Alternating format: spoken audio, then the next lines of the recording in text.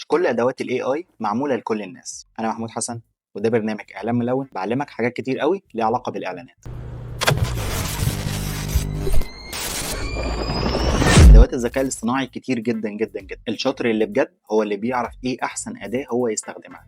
مش معنى كده ان لما تطلع كل يوم اداه تجري تروح تجربها، لا بالعكس، انا عايزك ان انت تجرب اداه 2 بس كفايه عليك، تحترفهم بشكل كبير جدا، تطلع بيهم احسن اختيارات، تطلع بيهم احسن ابداع عندك، وتحترفهم كويس جدا، وتتعلم برومبت انجينيرنج. وده اللي هيعرفك بعد كده ازاي تتكلم اصلا مع ادوات الذكاء الاصطناعي. احنا في اخر 5 سنين بس طلعت اكتر من 150 اداه ليهم علاقه بس بالماركتنج. لو انت رحت جربت ال 150 اداه كلهم، صدقني مش هتبقى شاطر في اي واحده فيهم. فالافضل بالنسبه لك اختار اداه او 2، واحده لكتابه المحتوى، واحده لتوليد الصور والفيديوهات، وده كفايه جدا عليك. اتعلمهم كويس جدا، وبعد كده شوف الاداه اللي بعدها انك تقدر تدفع فيها فلوس وتنفست فيها عشان تسرع من وقتك، ولكن ما تخليهاش تستبدل شغلك، لان الاعلانات هي اكتر حاجه ابداعيه، فيها افكار وفيها محتوى وفيها طرق كتير جدا للابداع تقدر ان انت تولدها من دماغك ومن الحاجات اللي انت بتشوفها. الذكاء الاصطناعي هيطلع لك حاجه نمطيه جدا، فلو انت مش عارف تستخدمه كويس او انت مش شاطر في شغلانتك، اي حاجه هو يطلعها لك هتبقى بالنسبه لك احسن حاجه ممكن. لو عجبك المحتوى